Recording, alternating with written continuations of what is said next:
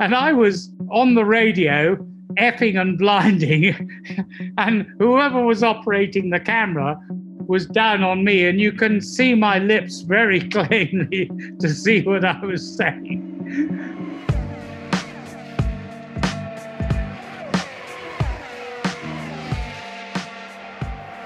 To say I'm excited to introduce this week's guest is an understatement.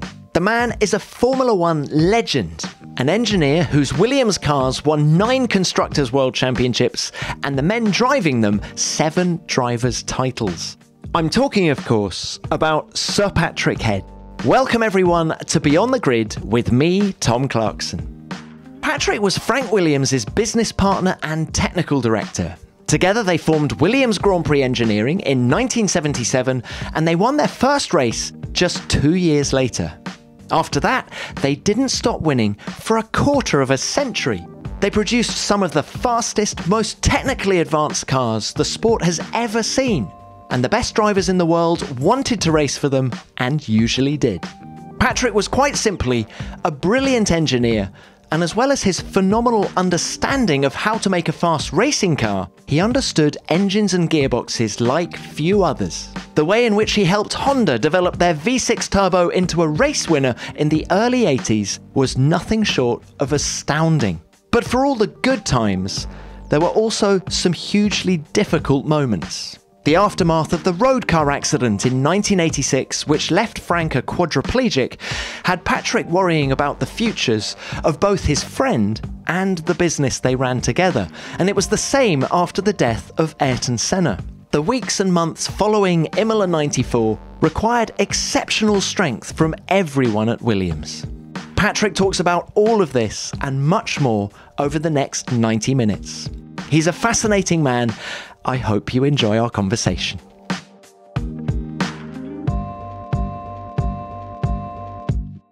Patrick, it's lovely to have you on the show. Thank you very much for your time. So first up, how are you? Where are you? I'm extremely well, thanks, Tom. And I'm in Cagliari, which is right in the south of Sardinia. My wife, Monica, her family comes from Cagliari.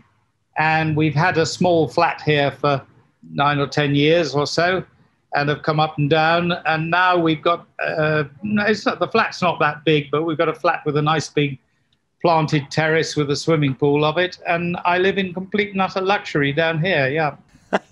Sounds absolutely lovely.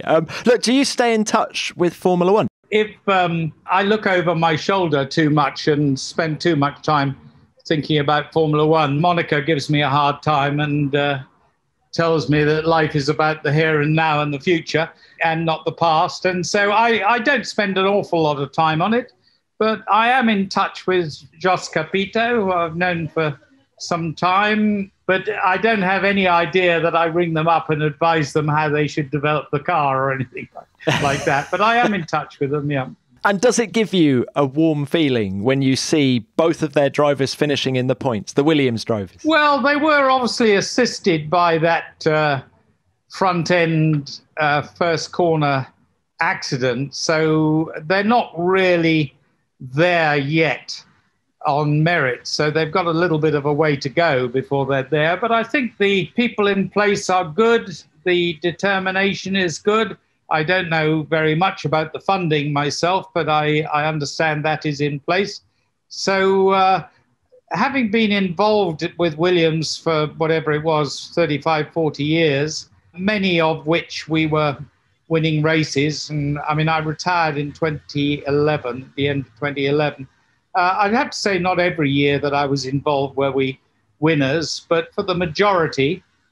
So it's been a little sad over the last 10 years to see them performing quite weakly. So I'm very pleased to see them coming back. And I think Jost and the people he brought in, they have some very good people there who have been there for some time, but they need better leadership at the top. And I think they've got that now. Good. Well, let's hope exciting times ahead. And Monica, if you're listening, now's the moment perhaps for you to go and do something else, because I do want to talk to Patrick about the past. Let's start with an overview, Patrick. How do you reflect on your Formula One career now? I don't spend an awful lot of time looking backwards. And in truth, if I look backwards, and it's maybe the reason why I don't spend a lot of time looking backwards, I mostly think about the missed opportunity and the things we should have done better. People start asking me about what happened in races that we won. I will say, well, I don't really remember. And quite a lot because my interest was in the development of the company, development of the engineering capability of the company, design on those aspects of the design of which I think I was probably reasonably competent, which was probably the more sort of mechanical, I was probably stronger on gearboxes and uprights and hubs and hardware. I'm not saying that I had no knowledge about the aerodynamics. Of course, you can't be involved in Formula One. Unfortunately, aerodynamics have a sort of 95% influence on the performance of the car. But I was probably more involved in the mechanical elements. And I can't say that all of the standing around and talking and traveling, after a bit that waned with me. So we had very good people, and I'm not suggesting that it was interested then, but people like Frank Durney in the sort of late 80s and early 90s, and obviously Adrian Newey when he was with us. They were very competent at running the cars and deciding on setup. So I maybe only went to half of the races, or maybe even less than half of the races. So it didn't really interest me all that much about being in the pit lane and that side. The engineering more interested me than anything else, and the operating with a complex group of people and trying to get the best out of them back at the factory, because you had maybe 50 or 60 people in the later days at the track, but you had 500 back at the factory, and that's where the car was made quicker or slower. I understand the engineering thrill for you. I understand the business side of it. But also, how much of a racer were you? I mean, did you enjoy moments like Silverstone 87 when Mansell hunted down Piquet for the win? Did you get a kick out of that side of it as well? I must have done, Tom. It's a hell of a long time ago now. I can't say at any time that I favoured one driver over the other in our team. Some of the drivers might have thought that, but it wasn't actually true. In fact, probably, the reason that Nigel came in for a pit stop, here I am remembering that race, it was quite an outstanding one, but he came in for a pit stop because I think we must have thrown a balance weight off, and he had enormous vibration through his steering. In fact, we probably hadn't twigged how much degradation affected the speed of the car over the life of the tyre, because as the tyre rubber, it's not really tread, but let's call it the rubber surface, as it got thinner, the energy generated by its distortion became less, and the tyre started running cooler. And as it ran cooler, the grip level reduced. So if you can come in and put a new set of tyres on with new rubber that's thicker, you can be faster. And probably Nigel, although he was driving out of his boots in there because he was very determined to get back and beat Nelson, it probably was to his advantage that he pit stopped halfway through the race. But Nigel, you mentioned him. He was a great favourite of the British crowd. I was a little bit disappointed in a film that I did happen to see that was in recent years about Williams' history, that it was a little bit denigrating of Nigel. And I think that was very unfair because Nigel won over 30 Grand Prix, of which only 2 were with Ferrari. So he must have won near 30 with Williams. He was by far the most outstanding driver.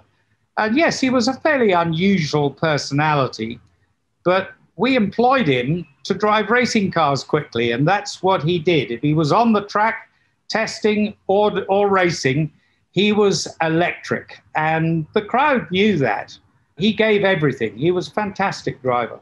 Patrick, let's talk more about Nigel then. Why did you sign him for 85? Because at that time, he'd yet to win a race, and Peter Waugh, the boss of Lotus, hadn't been how do we put this politely, overly complimentary about him. So what did you see in him back in those earlier days? Well, sadly, Peter Waugh is dead now.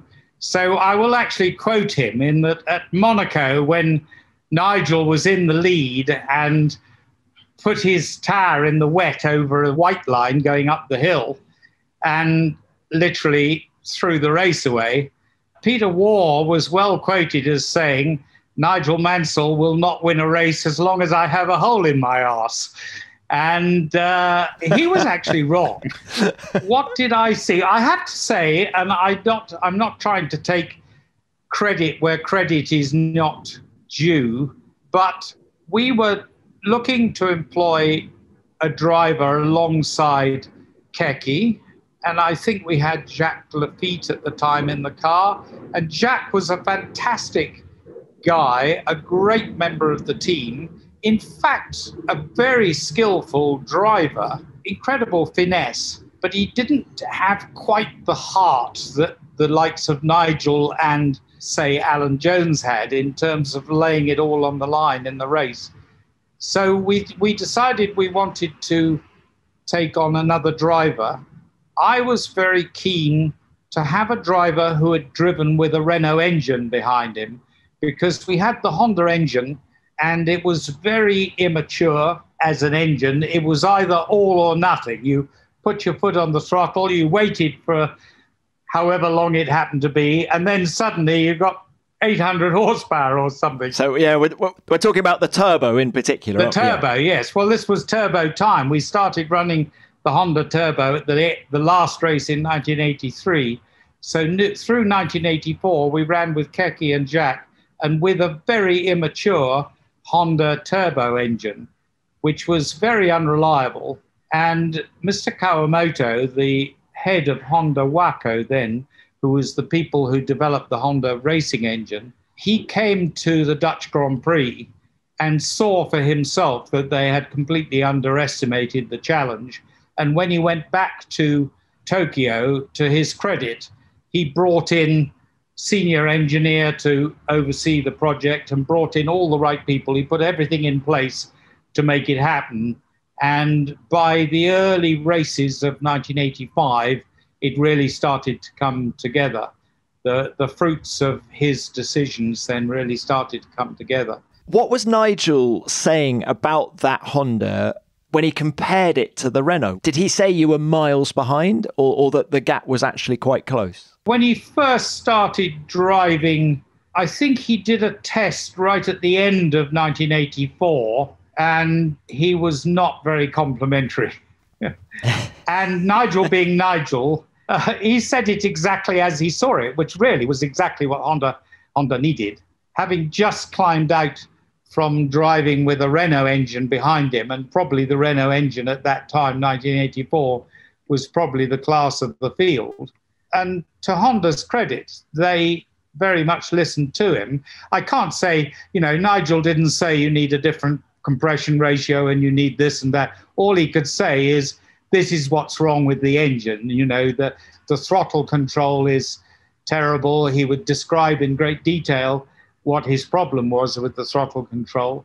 And they sat down and listened and asked him questions, and they went away and got the job done. And early in 1984, we had what was called the D-spec engine, which not only had a much smaller bore and longer stroke, but it also had a lot of piston cooling, many things that made it robust, so that they could then give it absolute stick through the turbocharging and inlet pressure. I mean, when we first got the engine in 1983, it had inlet manifolds that were incredibly tall and stuck out the top of the bodywork. By the time we started winning races in the middle of 1985, the inlet manifold was incredibly short, so response times were very quick. Talking of response times, this is all pre-internet, isn't it? And I mean, I remember my first trip to Japan 25 years ago and how different the place is now compared to then. Can you just tell us How difficult were the logistics of a relationship with Honda back then? They had been running with Spirit, and I didn't really meet any of the people within Spirit. But I had worked with Ron Toronak previously, part-time, when I was building a boat in the Surrey docks. And I went and gave him a hand when he was doing his Trojan Formula 5000 car and then Formula One car. I didn't know Jack Brabham well, but I had met Jack Brabham through Ron Toronak. And Honda were very influenced by Jack Brabham and Ron Toronak. The two of them said, you will have to wait too long for Spirit to develop themselves to be a competitive Formula One team. They had done a very good job in Formula 2 and won the Formula 2 championship, but to learn about Formula One was probably going to be 3 or 4 years with Spirit. So we have to thank Ron Toronak and Jack Brabham, both sadly dead now, for literally guiding Honda to us. It was remarkable. It's difficult to put across. A chap turned up, not a Japanese, but an English guy with a van and a cylinder block with heads on it and sump of the V6 engine was put on the floor in our R&D place. 3 different lengths of inlet manifold that bolted on the top of it, a cardboard box with 2 turbochargers in it, no exhaust manifold, and that was about it, and no paperwork at all. And in those days, in the office, the front office on the ground floor, down below my office up above, I could hear all the way through the day this clack, clack, clack, clack, clack, clack, clack of a telex machine. And that's how we communicated overseas, was by telex. Long forgotten now. I sent a telex to Honda in Japan, to the Honda R&D Waco place where they operated from, saying, could they please send how many kilowatts of energy we had to dissipate in the water system, in the oil, and a lot of, what peak running water temperature they wanted, what peak running oil temperature, and could they either send us an exhaust manifold or give us the dimensions of an exhaust manifold. It was quite a long telex with a lot of precise questions on it. I think somewhere in my probably storeroom downstairs, I have the return telex, which said, "Dear Mr. Head, please design what you think." And that was it. Really? Nothing else. That was it. And we had a lovely guy, a South African, called Gary Thomas, who worked for us in our design office at the time. He had worked with Ron Toronak at Rolt before as well, but he came to work. I had actually worked with Gary at Wolf Racing way back in the mid to late 70s. He was a very dour but great sense of humor South African, still alive, thank goodness, although I'm very surprised, but he used to motorbike race at weekends, and he'd come in every Monday morning, he'd have gravel rash all over him from where he'd come off his motorbike. But anyway, Gary knew quite a bit about engines, and he had a good understanding of the basic linear mathematics of cooling systems and that sort of thing. So I said to Gary, you get on with this Honda engine installation, and I'll get on with it. We did what was going to be just an intermediate car, because I thought, we know so little about this. We've got to have a car to go out and go testing. So we produced what was quite an ugly, but actually basically reasonably sound car, the FW09, I think it was. Pretty basic, but produced pretty quickly. And Gary did a fantastic job of the installation. In the first year, we overdid it. We had too much cooling on the car, and we were able to downsize a bit overall. But Gary did a great job on the understanding the requirements for the engine installation. I can't say that I didn't go along and have a chat with him and we didn't compare, but I have to give Gary most of the credit. That shows what trust Honda had in you. Yes, I think, quite honestly, Ron Toronak must have given me, I can't think why, but he must have given me a decent report. Yeah, they did, really, but they had a lot to get on with themselves, and they had a very, when we first had the Honda engine, it was their chief mechanic, a lovely guy called Mr. Hadji, and about 4 or 6 others, and that was it. And Hadji had been chief mechanic. Not that, mechanics these days, it's a word that covers, mechanics these days walk out with very expensive briefcases and, fly business class. Maybe there's the odd one that flies first class. I have no idea. But Hadji literally ran everything. And Mr. Kawamoto in Japan, he was an insomniac, so he wouldn't sleep much in the night. And most of the Formula 2 engine was drawn by Mr. Kawamoto, who had a drawing board alongside his bed, apparently, because he didn't sleep very much. And he would be drawing that V6 Formula 2 engine that became the basis of the Formula 1 engine. I wouldn't recommend sleepless nights like Mr. Kawamoto, although keeping a drawing board to hand for those moments when inspiration hits is a great idea if you're a designer, isn't it? And if you're looking for a way to use your spare time more efficiently and perhaps build your confidence by learning a new skill at the same time, then look no further than Babbel. Babbel can help you learn a new language in a fun and easy way. There are 14 different languages to choose from, including Spanish, French, Italian, German, and Dutch, that will certainly help me out ahead of next month's Dutch Grand Prix at Zandvoort. And what I love about the lessons is that they focus on real-world conversations, which you learn through interactive dialogue. It feels much more natural and organic, like you're actually learning something you'd encounter in the real world and not awkward, stilted phrases. Remember them from school? It's not like that.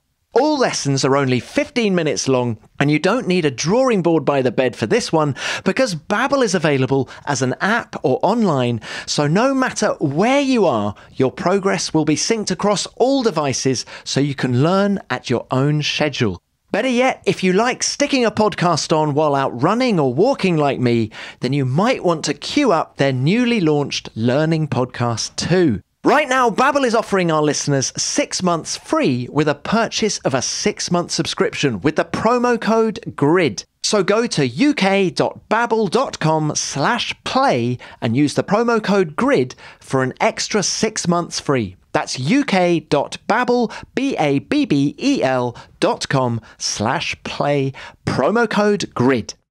So, Patrick, given how much you put into developing this Honda turbo engine in 84, of course, Keke Rosberg winning in Dallas that year, then the big successes come in 85, 86, 87, you're winning championships for them.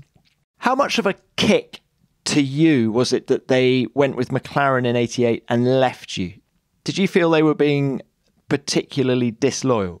Yes, I did, but in the competitive world of Formula One motor racing, you don't sulk, when you're presented with a new situation. And I would sit down with Frank and we'd talk it through and we'd make our decisions. But you've got to remember that they also provided Lotus with engines in 1986 and 7, I think. They were understandably very enamored with Ayrton Senna. Ayrton Senna was a very intelligent fellow, and he could see that the writing was on the wall in 85, that Honda were coming up. Renault was supplying engines to Lotus. I have no idea whether Ron Dennis approached Ayrton Senna. Ayrton Senna did not sit back and let things happen around him. It may well have been that Ayrton Senna approached Ron Dennis and decided to go and get the Honda engine. I know Ron and Ayrton flew to Japan and persuaded Honda to supply them with the engine. But we sort of dealt with Honda supplying another team. Honda had seen, not that we had that much dirty linen, but I think in 84, we must have changed engine 60 times because the Honda engine kept blowing up. So they were seeing us in the most difficult of positions, and we were learning, we had turbo hoses blow off and things that, a good engineering group just really shouldn't have happened. So we were learning a lot, and Honda were visibly seeing that. So they probably thought that McLaren were absolutely wonderful and everything was great there. And they were very, very enamored with Ayrton Senna. And how much of it was Ron and how much of it was Ayrton. But the idea of putting together the super team with Alain Prost, who you've got to remember was king then, and Ayrton Senna and the Honda engine and McLaren. Obviously, they presented themselves beautifully, which was very much down to Ron. So it was the sort of super team of super teams. And I think Honda were a bit amazed when they provided Lotus with the engines. They thought Lotus would blow us away. In fact, it turned out the other way round, that we blew Lotus away and Ayrton Senna away in 1987. But we won not only the Constructors' Championship in 87 by a very large amount, but we were first and second in the Drivers' Championship. So to be told we weren't told by Honda that they wouldn't provide us with engines. They told us, keep Nelson Piquet, lose Nigel Mansell, and take on Satoru Nakajima from Lotus, because they weren't going to supply Lotus. And Frank and I sat down, and I think we said, well, we're not going to play second fiddle to McLaren. We competed with McLaren through the Cosworth days, and generally I think we beat them. And to have McLaren with the Honda engine that we had gone through a lot of pain with Alain Prost and Ayrton Senna, we could see, and with us, with Nelson Piquet, and who was, very good, but with Nakajima, who was not really quite in the same class, we knew we couldn't beat McLaren with that thing. So we said, no, thank you. But they offered us to carry on, but as second fiddle, and Frank and I did not want to play second fiddle. You've mentioned Frank on several occasions, and of course, you were business partners. Can you tell us why it worked so well between the two of you? We respected each other's capability. Well, I doubt whether you'll ever hear this broadcast. Between you and I, nobody else knowing at all, he really did not know much about the engineering of Formula One. But he was clever enough to know that, and he treated it as a bit of a joke. I could see all the problems ahead in any time. And I'm not saying for one moment I was a depressive. I was never a depressive. But Frank, he was like that puppet on television, Tigger. It didn't matter what was failing, what was happening. Frank could put his head on the pillow at 10 o'clock at night and boom, he was out. And wake up at 8 o'clock in the morning, fully refreshed, and come to work saying, okay, chap, let's go for it.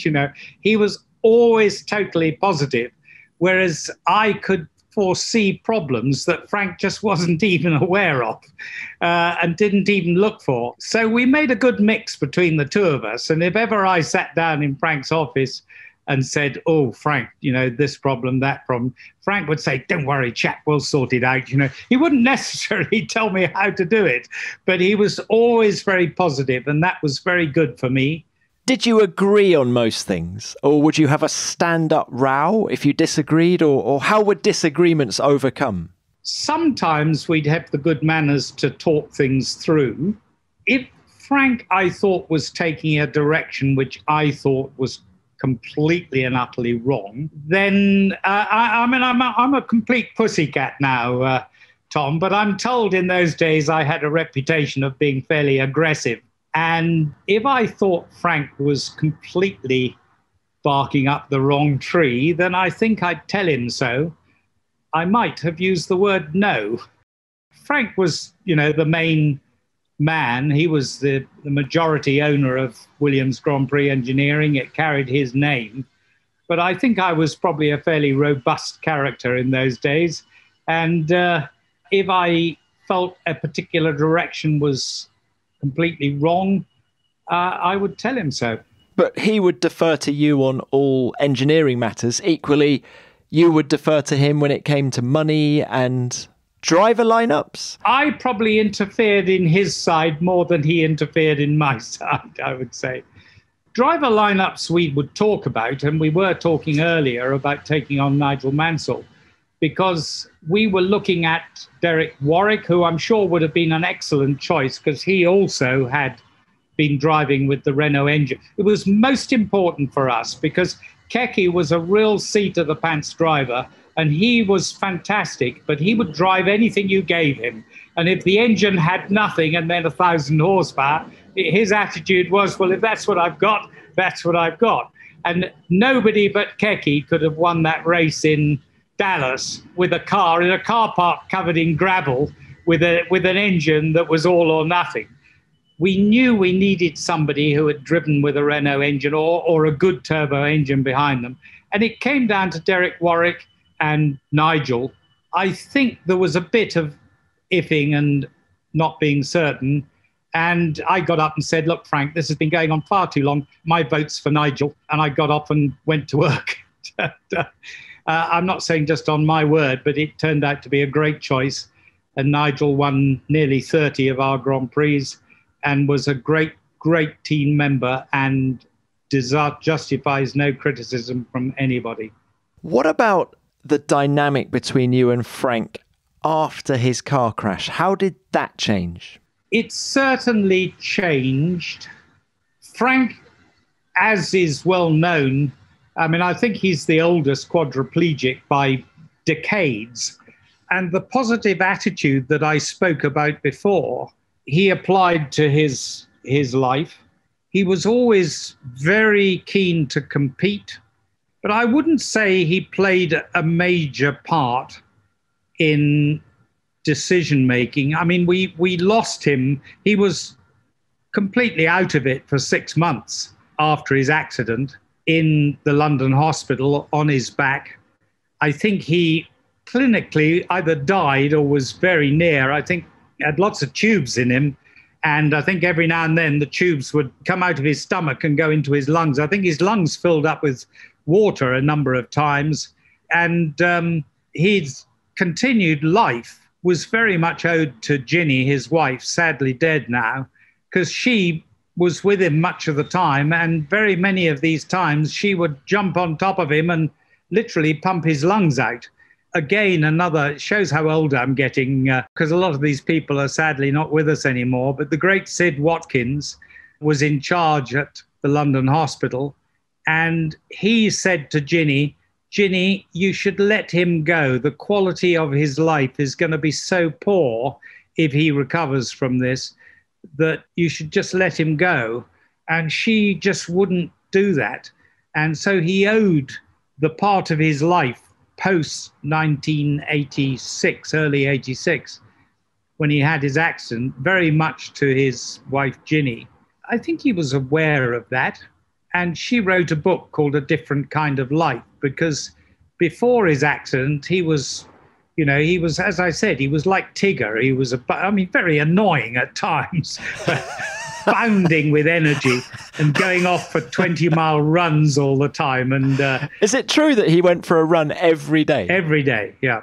Did you ever join him? No, I was never, ever. In fact, there was a picture that had been seen of, must have been sort of the early days with Alan Jones, 1979 or something, 78 maybe it was, with Frank and Alan both in tracksuits running off from our first factory. Well, I think as soon as the photographer had that picture, Alan turned around and walked back to the factory and came in for a cup of tea, because Alan was not a runner. And it was very much stayed. But Frank would have gone on and done 10 miles.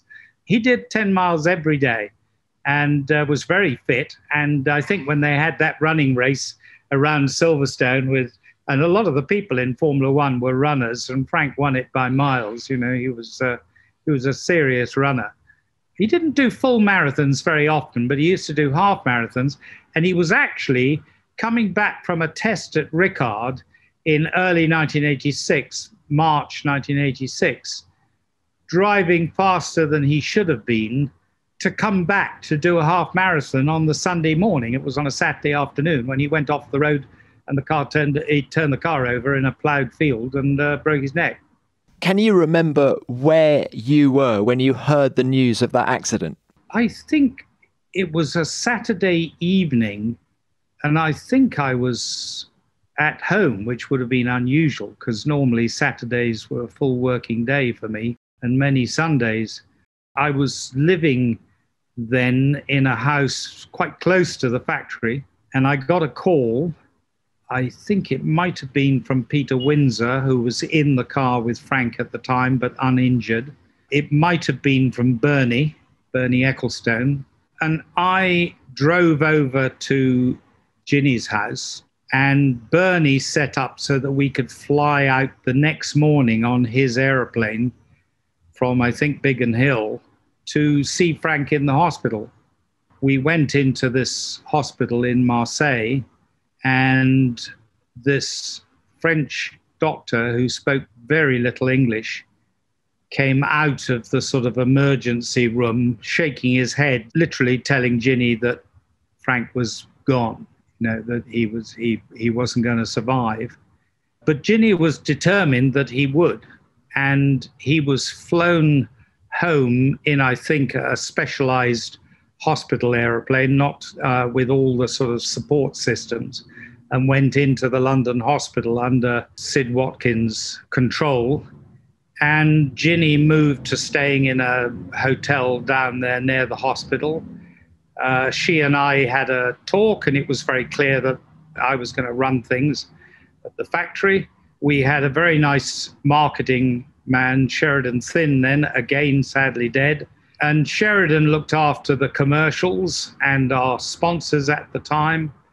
And I looked after the running of the factory and the operational side of the company. And we didn't really, although Frank turned up in a wheelchair at, I think, Hungary, it was a sham, really. We didn't see Frank in any participatory way for at least a year until early 1986, I would say.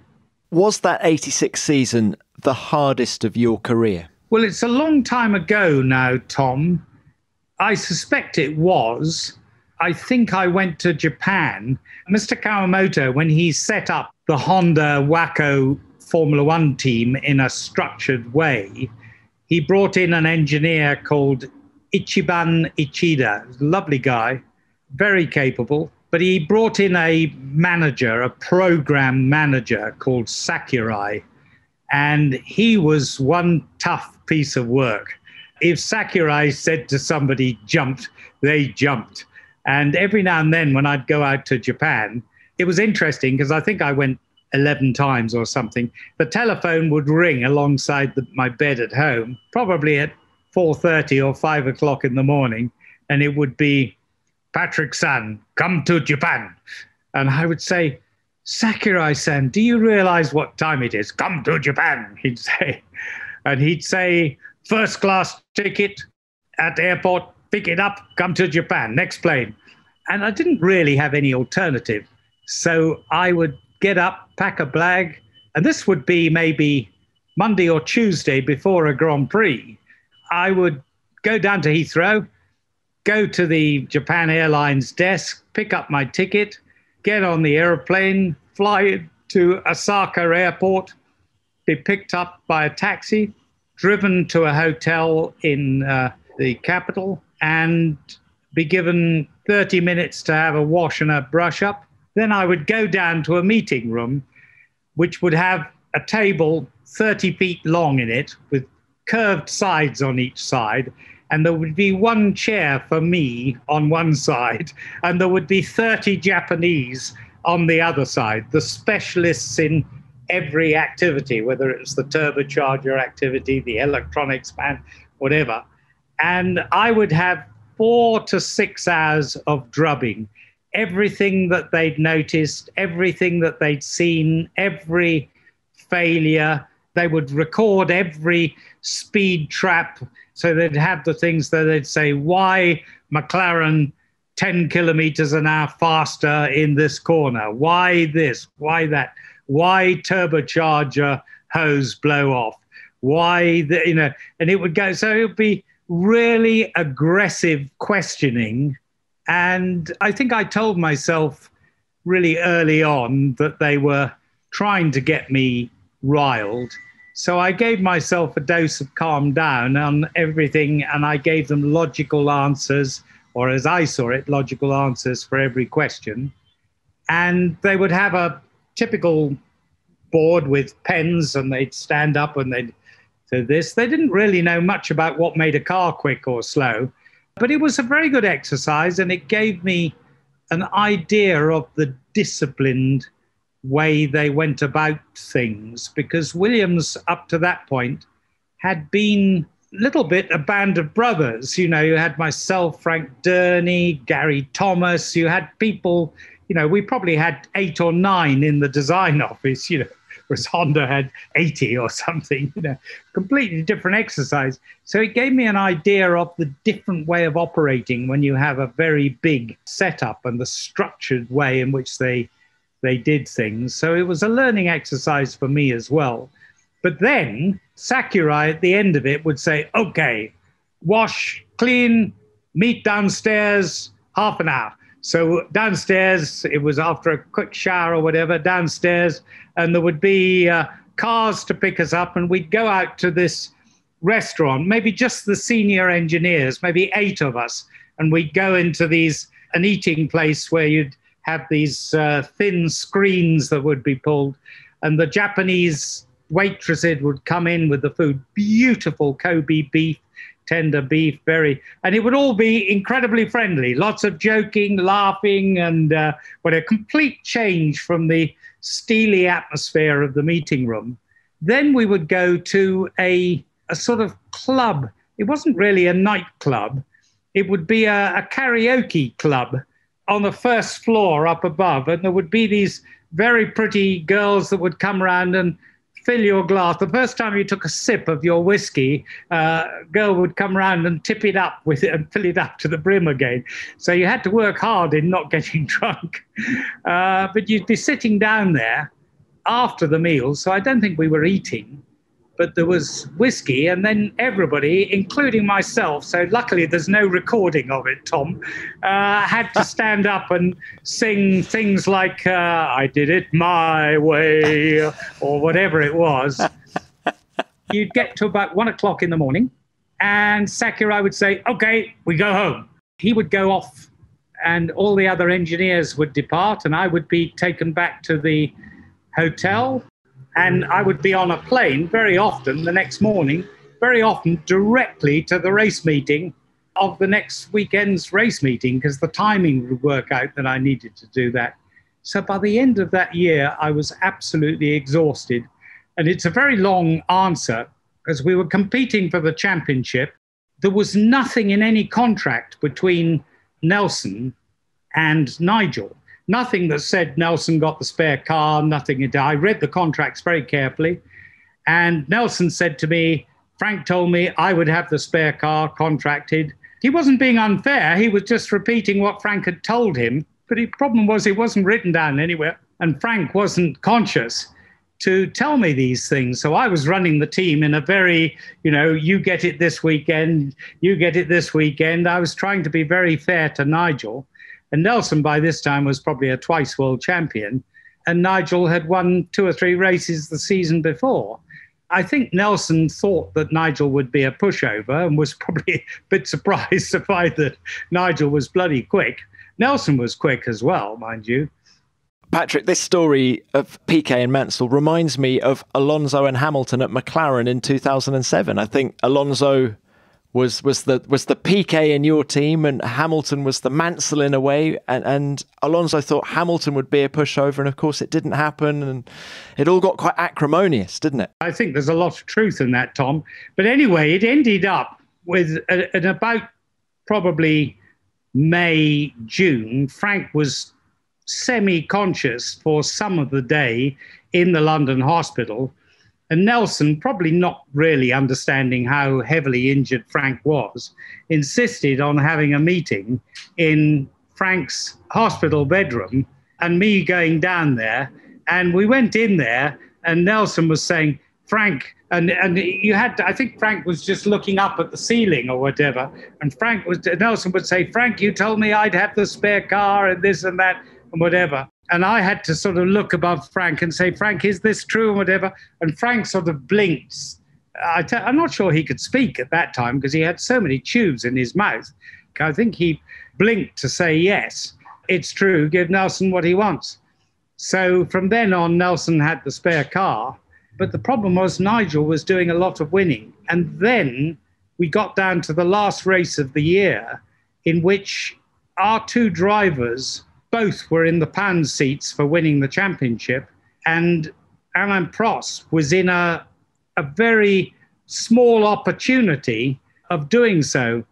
And we'd had one or two Goodyear tire failures, but Goodyear were very, as you would be if you were a tire company, they were very, well, they must have picked up a nail or they must have done it. They took all the bits of tire away, but it wasn't just us. There had been 5 or 6 tire failures, notably at Imola at the Tamburello corner.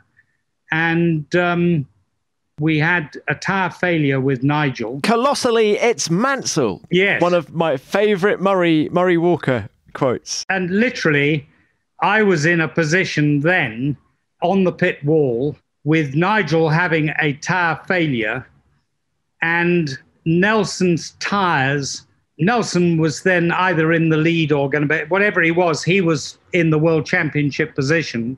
But by the end of the race, Nelson's tyres were going to be a few laps older than Nigel's tyres had been at the time his tyre failed. So I had a difficult decision to make. So I called Nelson in and we changed tyres and he went out. And for anybody that records these things, Nelson was closing on Alain Prost at a massive rate. And I think at the end of the race meeting, missed overtaking him by 2 seconds or something like that. Another lap and he almost certainly would have got him. How did Nelson feel about that after the race? Nelson was brilliant. He never, ever, and I've never read anything about recriminations from Nelson in the pits. He did not give himself the license to, say to a journalist in Brazil, if Patrick hadn't called me in, I would have been the 1987 world champion. He would have been. So I'd say Nelson was absolutely stunning. So he was scurrilous in many ways, Nelson. He was a lovely, lovely chap, very funny, but he was a complete nutter gent in his relations with the people he worked with, very professional. How acrimonious did it get between Nelson and Nigel? How difficult to manage was it from your point of view? I can't say that I involved myself that much, and I can't say that I would have been massively tolerant, but I think Nelson, I said he was a complete and utter gent. In his relations with other drivers, I understand he was pretty scurrilous. He didn't like the fact that Ayrton was beginning to take over his public in Brazil, and I think Nelson wasn't that fair in some of the rumours that he put out about Ayrton. And I think Nelson, on the one hand, you can say it's quite funny, but on the other hand, I think he paid at Hockenheim some people in the crowd opposite the pits to jump up and down with boards saying Nigel's a fool or whatever it was. Anyway, he did not use his activities on the track totally to undermine Nigel. So it did get quite acrimonious. But I very much involved myself in trying to make sure that I was fair and delivering themselves equal equipment. Just to finish off and not be... There's actually... I only remember it because it was quite sort of outstanding in that at Hockenheim, Nelson was in the lead with Nigel behind, and Nigel came on the radio and said, "My tyres are really bad. I need to come in for a pit stop and replace my tyres."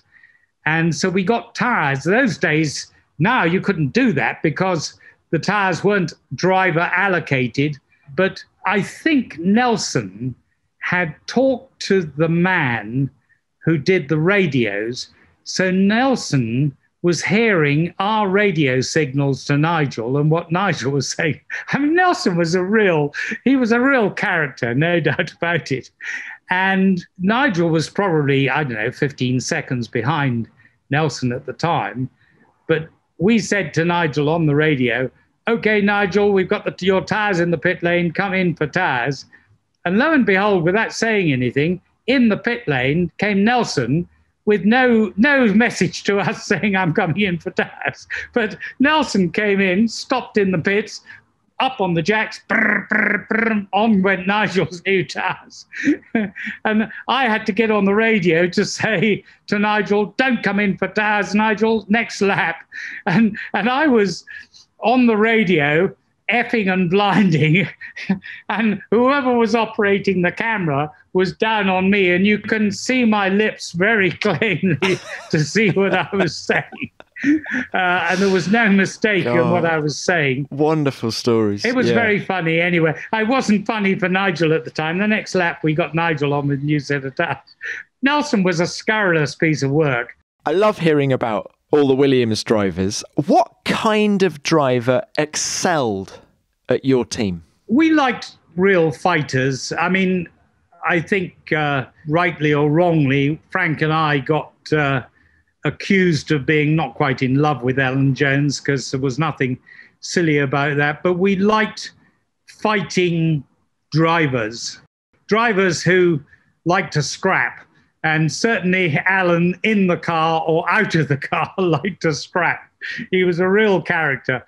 I think at Imola one time, Charlie Crichton-Stewart, who was, again, another person sadly dead, but he sort of operated on our marketing side, got on very well with Alan. And I think he'd taken Alan out to a sponsor thing outside the paddock. And when they were coming back in, they were pushing through a crowd of people, and a number of people were tugging at Alan, asking him to turn around and give a picture and have a picture with his girlfriend and whatever. And I don't think Alan was, it wouldn't have been a first response, but I think whatever, some guy had really got his goat and was tugging at him over and over and over again. And Alan turned around and gave him an uppercut. And with Alan, you only needed one punch and the guy would be out cold. I mean, in South Africa in 1980 or 81, Alan's car failed him. I think the engine had failed early. And we were sponsored by Leyland Vehicles at the time. Leyland had a big place where they had a lot of trucks down by Lukop, one of the bends, Crowthorne or something, one of the bends at South African circuit. And there was some pretty girls that Leyland had to promote their products. And one of these girls was up in the driving seat of the truck. And Alan was standing alongside having his picture taken with the girl up in the truck looking down on him during the race. And this very boorish South African came along, and he was obviously quite drunk and started making unpleasant comments towards this girl. And Alan, I think, politely asked him to back off and stop making these comments, and he didn't. So Alan literally dropped him with one uppercut punch. Apparently Alan's father was even more pugilistic, Stan, but this chap happened to be the number one importer of Leyland vehicles into South Africa. You couldn't make that up. And Alan laid him out cold. Apparently, he was out cold for 20 minutes, and they had to pour buckets of iced water on top of him, whatever. I wouldn't say this happened that often, but when Alan gave somebody a punch, you knew all about it. God. So we did have some robust drivers. But then, sadly, recently, Carlos Reutemann died. He was the most lovely character, considering that he was a very handsome, in a rather aggressive-looking way, but a very handsome, tall bloke. He had the most wonderful manners. And we really did get on with him well. But we had, he should have won the 1981 World Championship. He didn't. We liked him so much that we would have carried on with him in 1982. He did come back. But then when the battle with the Argentina went out, he rang up Frank and said, look, Frank, it's all become too difficult. I think I'm going to pull back. Patrick, is that really why he retired after, 2 races of 82, was because of the Falklands War? I think there were a number of factors. He rang up Frank and he said, we brought in Keke into the team. And Keke turned out to be very, very quick. And when Carlos first met Keke, Frank said, "What do you make of Keke?" And he said, "I don't know, Frank. I'm doing a rather bad version of Carlos. I don't know, Frank. The gold Rolex, the Gucci briefcase, the Gucci shoes." I think he thought Keke was a bit showy, you know. But then when we started racing, he also knew Keke was bloody fast. And I'm not suggesting for one moment that Carlos didn't think he could beat him, but he knew to beat Keke in the same car was going to be hard work. And I think it was, I mean, by that time he was near 40. So Carlos was getting on a bit. I think there were a lot of people in Argentina that were saying to him, "Carlos, you must come into the political environment." He was a farmer, Carlos, soybean farmer. And I think there were a number of factors all together that came together. The Brits and the Argentinians being at battle, that must have been a major factor as well. So we suddenly found ourselves without a driver. So it wasn't us that said goodbye to Carlos. It was Carlos that said goodbye to us. But he was a really lovely bloke, but not like your normal Formula One driver. Not like Alan Jones. Actually, one more question about AJ is, were you frustrated in any way that it wasn't AJ who won your first race at Silverstone in 79? Because, of course, he was leading and then he had to retire and it was Clay Regazzoni who got that win. But did you in any way feel that the wrong guy got it? No, I think we would have. It would have felt more natural because Alan had been through a few difficult times with us. We had a fairly serious car failure at Watkins Glen, which in itself, I'm not going to bore you with the story, but itself was pretty amazing because it happened on the Friday morning where a stub axle broke. And I said to Frank, "We can't run the car in the afternoon." I had to understand what it was all about. Charlie Crichton-Stewart, who I mentioned, he was very, very helpful, but we had to go and get them heat treated and increase the strength of the stub axles. But it was a pretty big accident. And we said to Alan, "We are running on Saturday morning. We are going to run." It was because I had raised the strength of the stub axles through heat treatment. And I was very confident that they were going to be okay. And Alan looked me in the face and he said, "Patrick, can you tell me the car's not going to fail on me?" And I said, "Alan, I can tell you the car is not going to fail." And to say that, I was 99.9% confident, but quite a difficult position to be put in. Actually, as it was, we qualified second or third and finished second to Carlos, I think, in the race. So it was a very good result for us in 1978. So we'd been through some fairly tough times. So yes, but I think I knew that the car was quick in 79, so I knew we were going to win more races. It didn't really signify as that significant that it was the first race. No, not for me anyway. Can you describe that 160.9 mile an hour lap in qualifying at Silverstone in 85? Heroic is the word I would use. What about you? It was pretty amazing. I mean, Keke could drive a car on the ragged edge. And the problem is that in those days, actually, the tyres, very wide rears, Goodyears, very solid, honest tyres. You could drive them hard and they'd stand up to it. Keke would not be good on the Pirellis that we have now. If Keke couldn't throw the car into the corner and pick it up, whether he'd be doing 180 miles an hour or 90 miles an hour, then it didn't suit him. So these Pirelli tyres would not. It's not just that they're Pirelli tyres, it's the fact that they're much narrower now, much skinnier, and the cars are a lot heavier as well. But Keke had been driving in some pretty awful cars. He'd been doing Formula Atlantic, driving for Fred Opert in America, in Canada, all the way around. Wherever Fred Opert rang up Keke and said, "I've got a car, I've entered in a race in Timbuktu," Keke would be there to come. So he had a very difficult introduction. He didn't have a wealthy family. He didn't have, I mean, apart from Fred Opert, who took him on purely because he was fast, Keke did not have a silver spoon, did not have an easy start. Keke was a true Finn, a real swat. You know, he could have been a rally driver and would have been fantastically brilliant as a rally driver. There might have been a few trips into the trees, but he would have been brilliant as a rally driver. He could drive the car at every angle.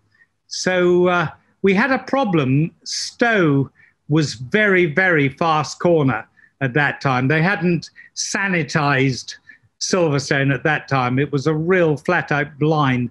And Keke said to me, the back end keeps stepping out in things, so I have to come off the throttle, and I don't want to come off the throttle. If you can stop the back end stepping out, and we were running absolutely maximum wing, there was no more we could do with wing. If we took front wing out of it, it would make him too slow in other places.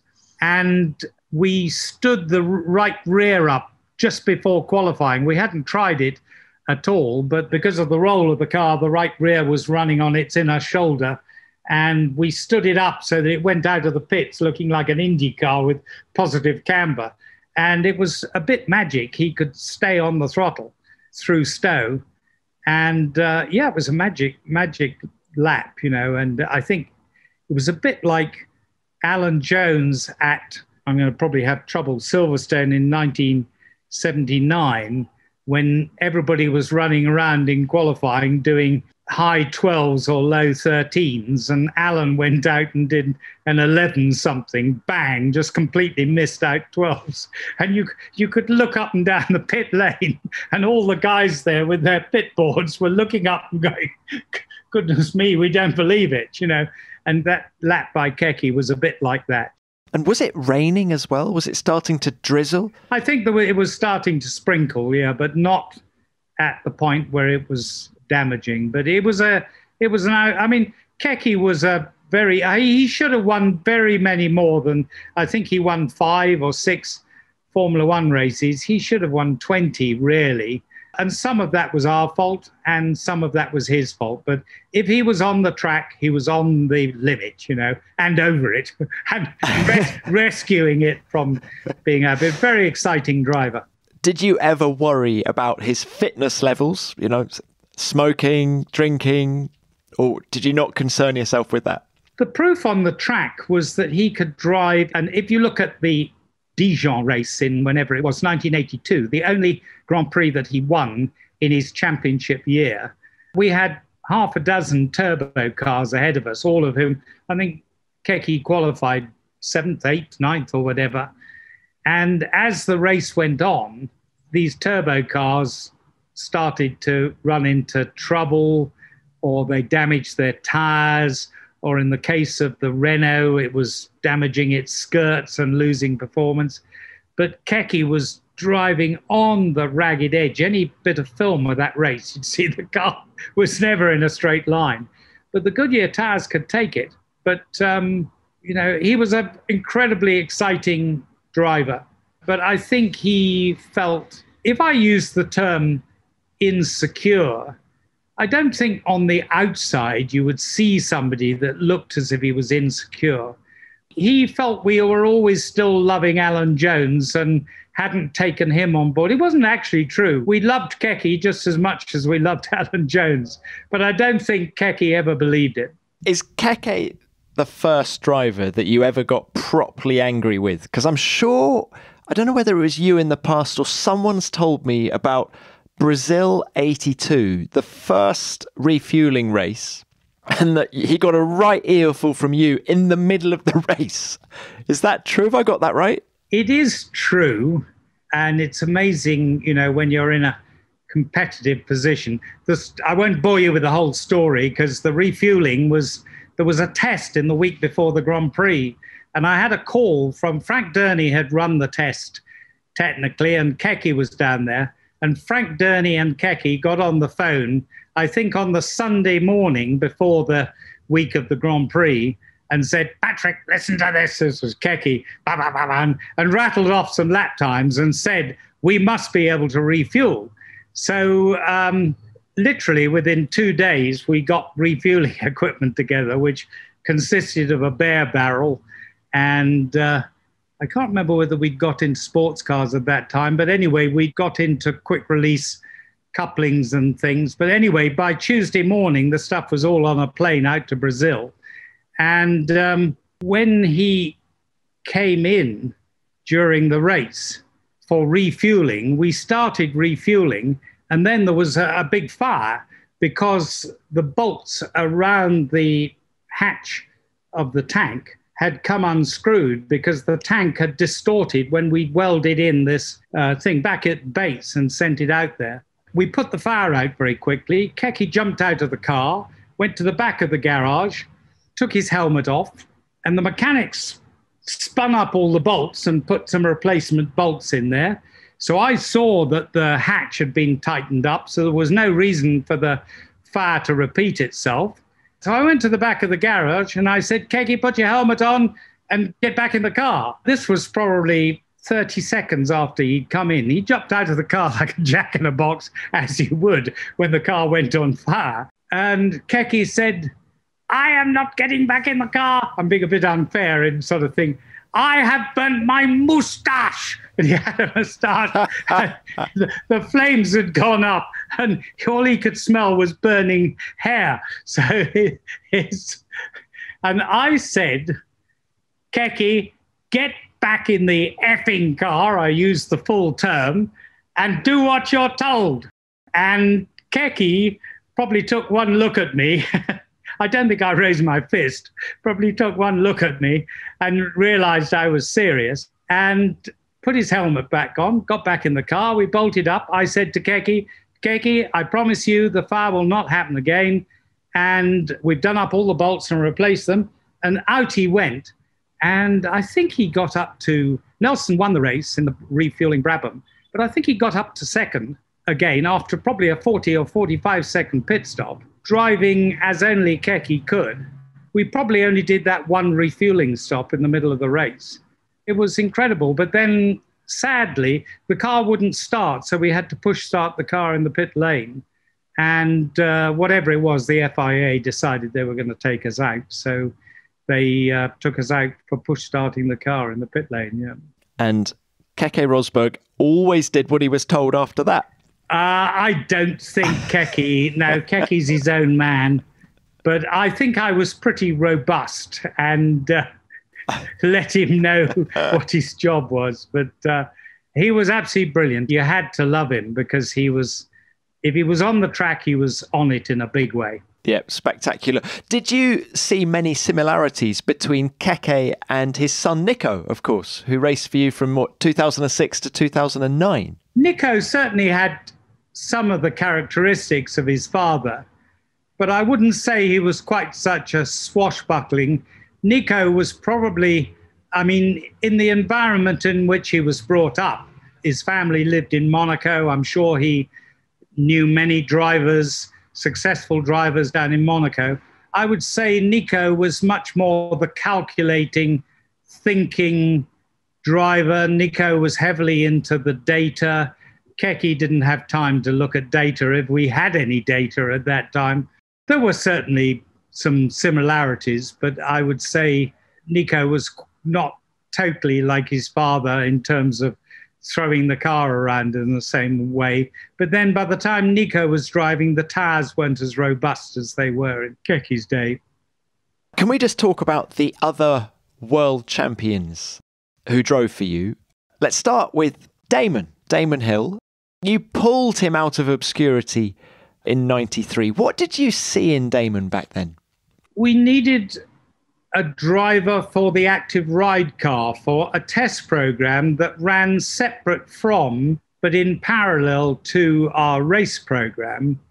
I forget how we first met Damon, even for the purposes of running our test car. There was certainly never any view that that driver would then go on to be one of our race drivers.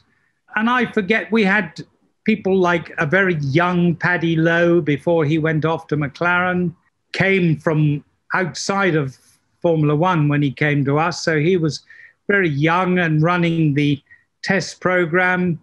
A man called Simon Wells, who ran our R&D facility and was heavily involved in.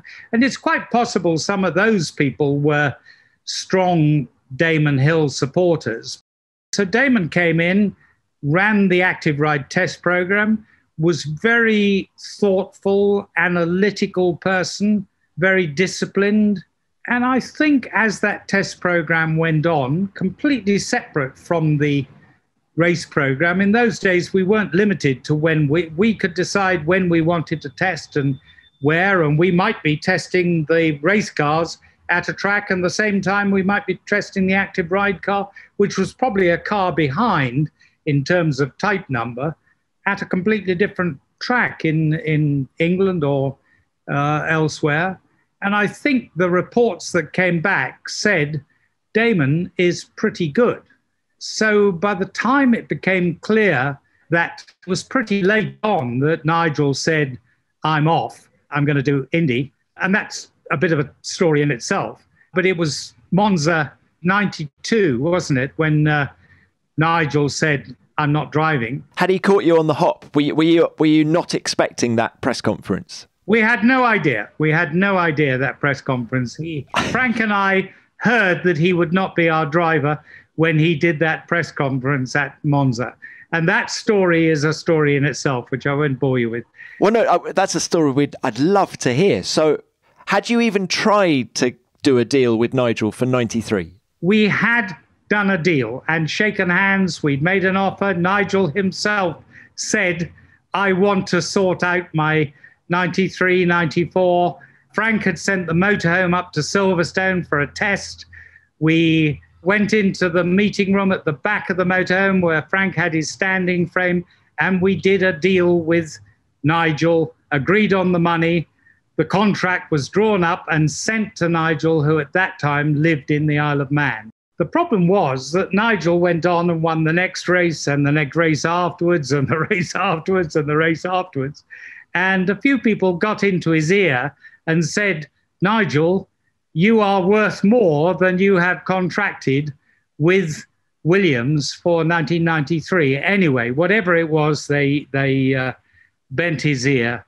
And Frank and I were pretty unhappy because we felt that we'd done a deal with Nigel. We'd all shaken hands and that deal should have gone ahead. Nigel felt he wanted more money.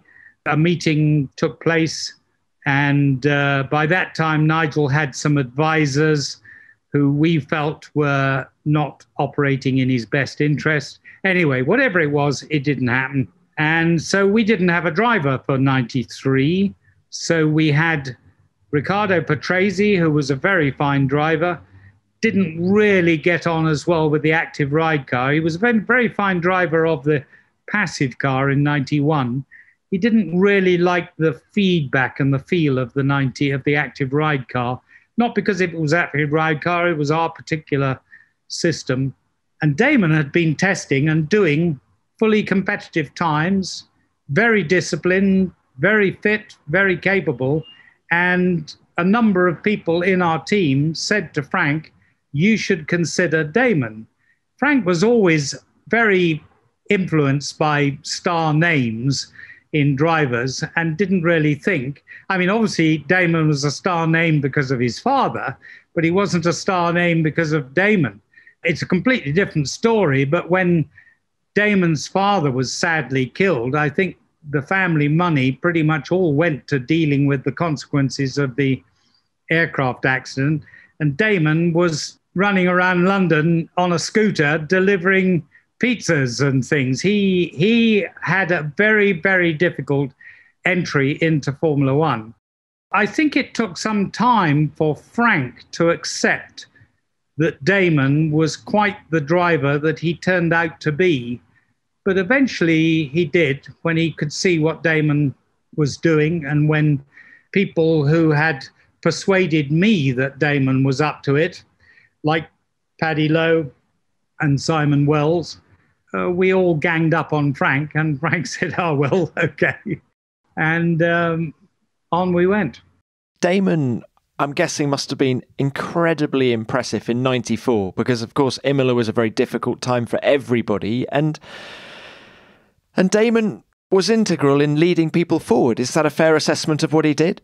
Obviously, after the accident on Sunday, the car was impounded down at Imola, Ayrton's car, damaged car, and Damon's car got back on the Monday. I think the Monday was a bank holiday in England. The senior engineers all came in. We had the data from the data recording on board the car, Ayrton's car.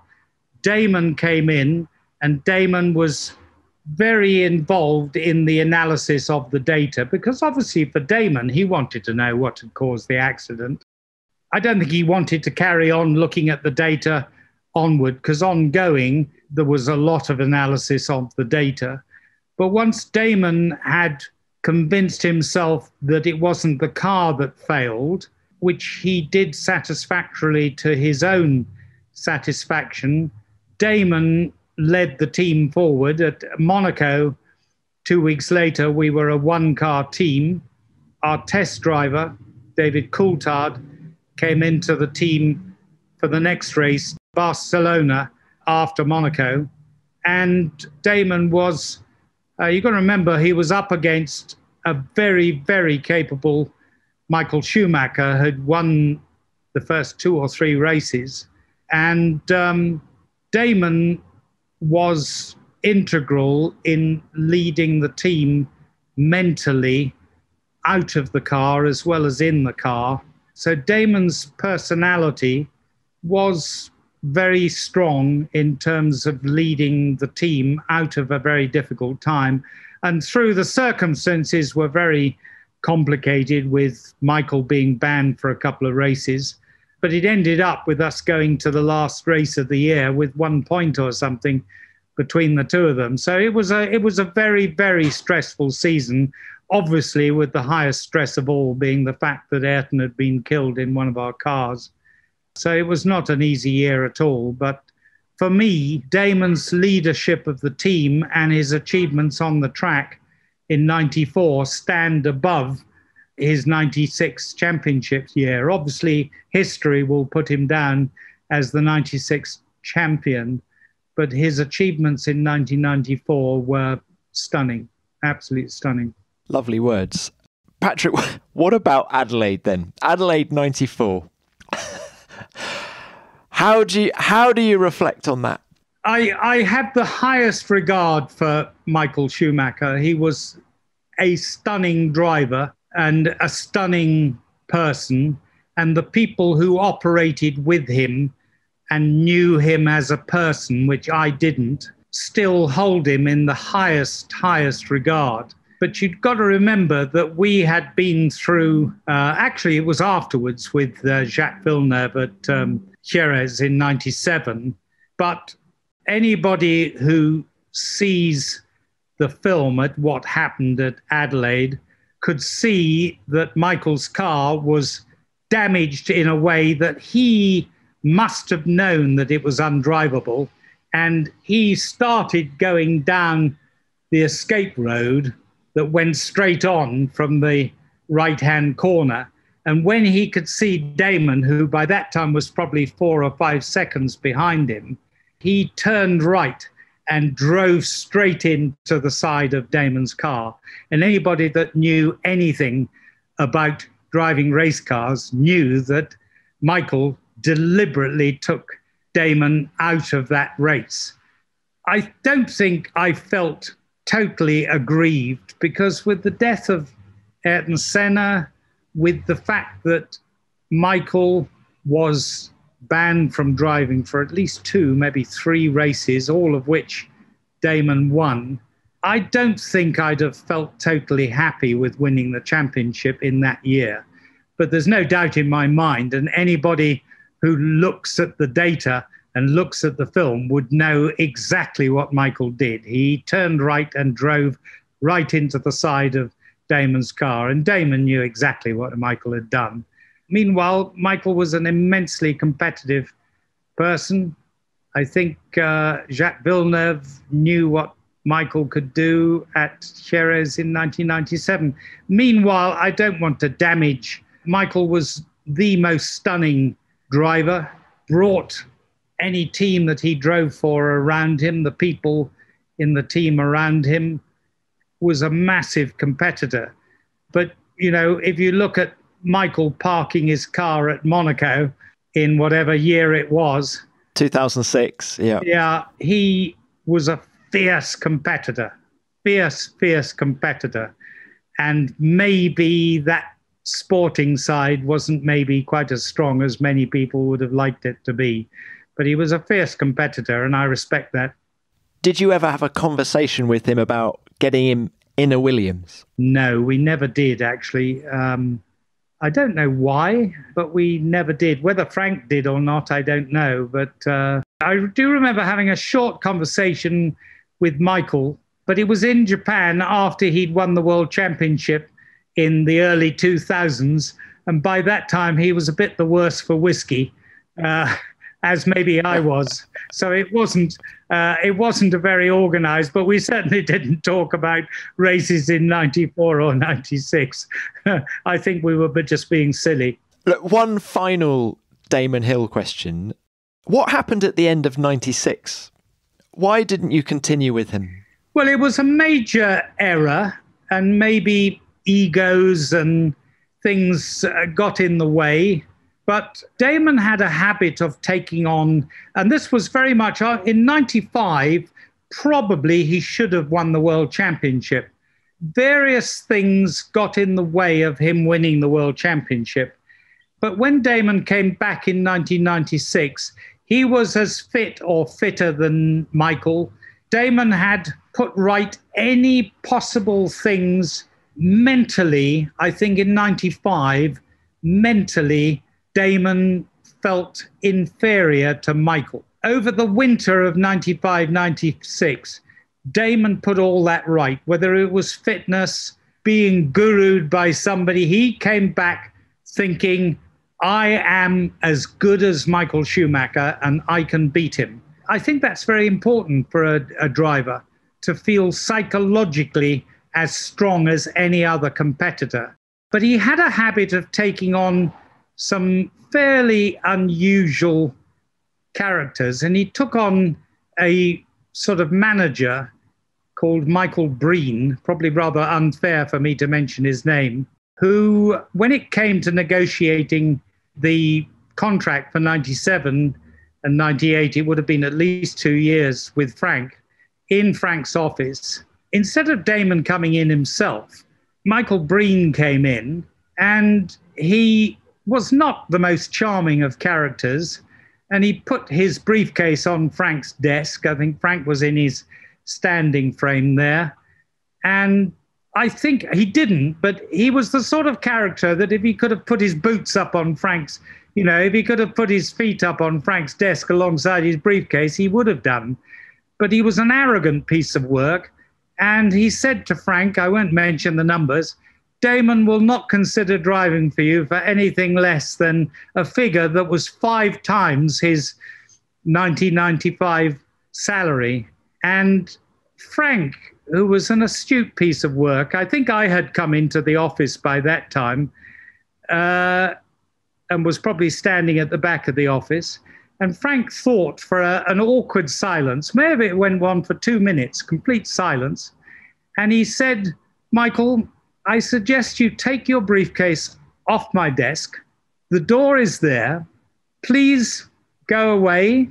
Michael Breen has said we've got a number of teams who are offering us this level of money, but we'd like to carry on driving for Williams. Very nice of him. And so Frank very calmly said, Michael, would you take your briefcase off my desk?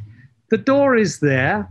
You can depart, and if you come back with a more sensible request for a figure, I'm very happy to talk to you.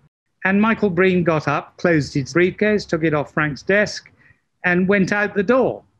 And I sat down, and Frank said, what do you think of that? And I said, I think it's a great pity that Damon couldn't come in himself, because we could have actually talked to him, but we couldn't talk to Michael Breen. And Frank said, well, we better start thinking, Michael Breen told us that Damon had offers from more than one other team at that level. We're not going to compete at that level. We better start thinking about other drivers. And Harold Frenson was one of the other drivers. They had this idea that Frank had signed Harold Frenson well before. That was not the case. And I know it was some time afterwards, because I remember having the conversation with Frank saying, we better start thinking about who the alternatives. But Michael Breen had been so confident that they were going to get that level of money that we thought, well, Damon's not going to be for us then. He's going to go somewhere else. So that was it. It was unfortunate. That was it, indeed. Well, of course, he was Jacques Villeneuve's teammate in 96. Jacques, now here's an interesting one. You had the best car for much of the 90s.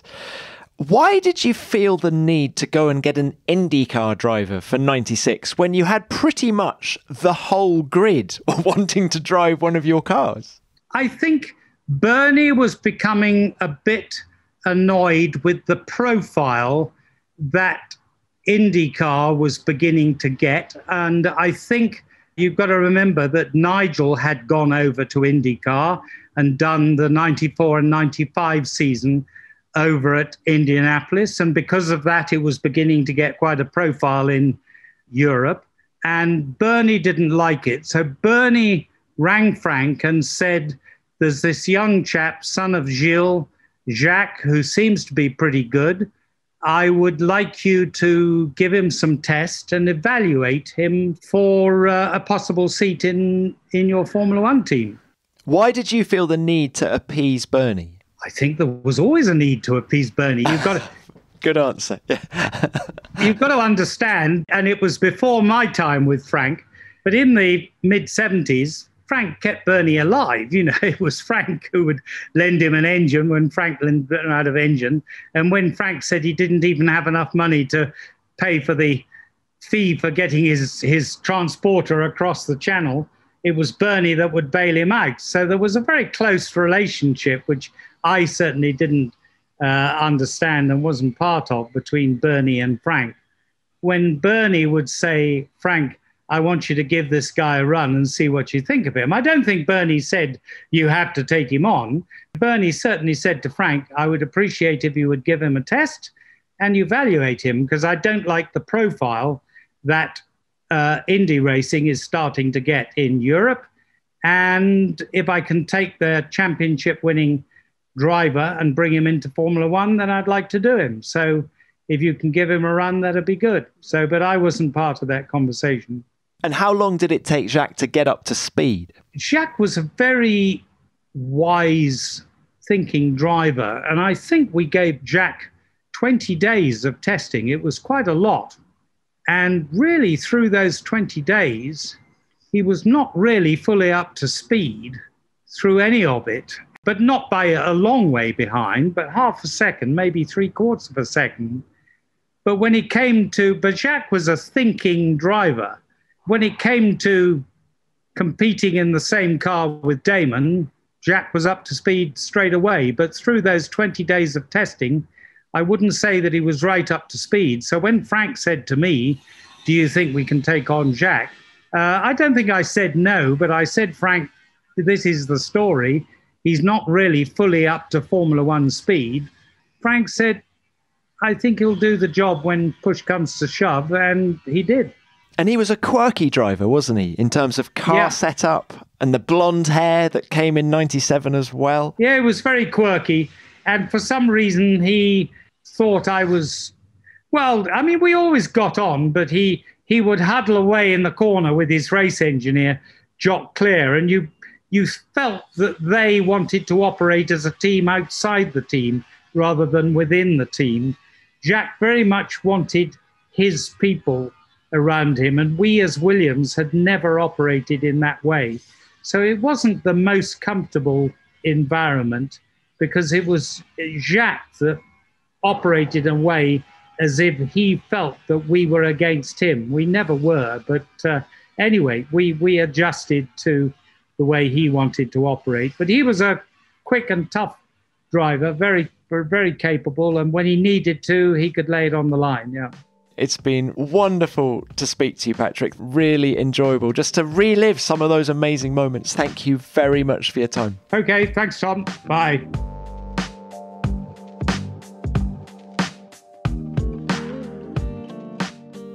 We've talked for an hour and a half, and yet I feel we've only scratched the surface of what Patrick experienced in Formula One.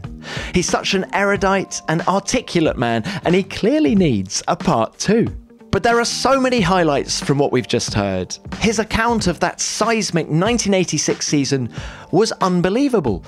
First there was Frank's car accident, then his 11 trips to Japan to be quizzed by the Honda top brass, and then the dramatic season finale at Adelaide.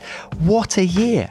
I also loved his account of Keke Rosberg's 160-mile-an-hour lap of Silverstone, as well as him shouting at Keke in the pit lane in Brazil, "Get back in the car, Keke." But the line that will stay with me the longest is what he said about Damon Hill and how Damon's achievements in '94, after the death of Ayrton Senna, outweigh his title success of 1996. Very powerful words indeed. Patrick, many thanks for your time. It was great to speak to you again, and I hope to see you at a race soon. Please remember to send in any stories or thoughts that you have on Patrick. Tell me anything from his 40 years in the sport. And remember, I'll read out the best ones next week. Send them to me at Tom Clarkson F1 or use the hashtag F1BeyondTheGrid. Which brings me on to what you sent in about Jacques Clear after last week's show.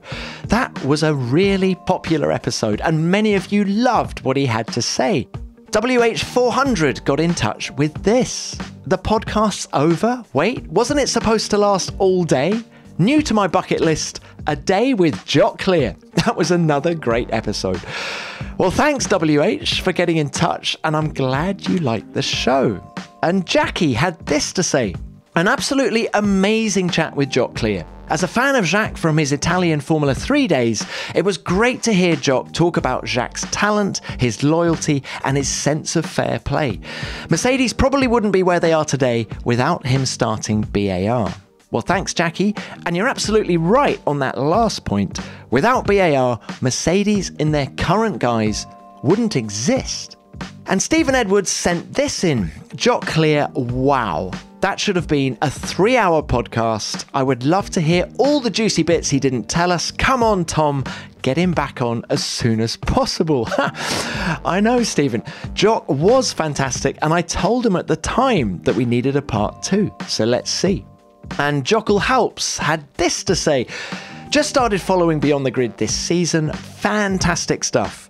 But your most recent guest, Jacques Clear, was absolutely brilliant and the best yet. His impersonation was hilarious too. Well, thanks for that. And now that you've heard the real Patrick Head, what do you think of Jacques' impersonation now? And let's end with this from Chris Tritterberg. Just finished this week's pod with Jacques Clear. I'm a devoted listener, and this may be my favourite episode yet. The conversations were wonderful, and the insight he offered even better. Hard to believe Jacques had just 22 millimetres of throttle pedal travel. I know, it's mad. Thanks, Chris, for getting in touch. It's great to hear from you. I could read out lots more messages because we received loads. But we'll leave it there for now, and thanks to everyone who wrote in. We love hearing what you have to say. Well, that's it for another week. I hope you enjoyed hearing from Patrick, and don't forget to send in your thoughts and stories on him. And as ever, I'll be back next week with another great guest from the world of Formula One. So see you then. Beyond the Grid is produced by F1 in association with Audio Boom. Until next time, keep it flat out.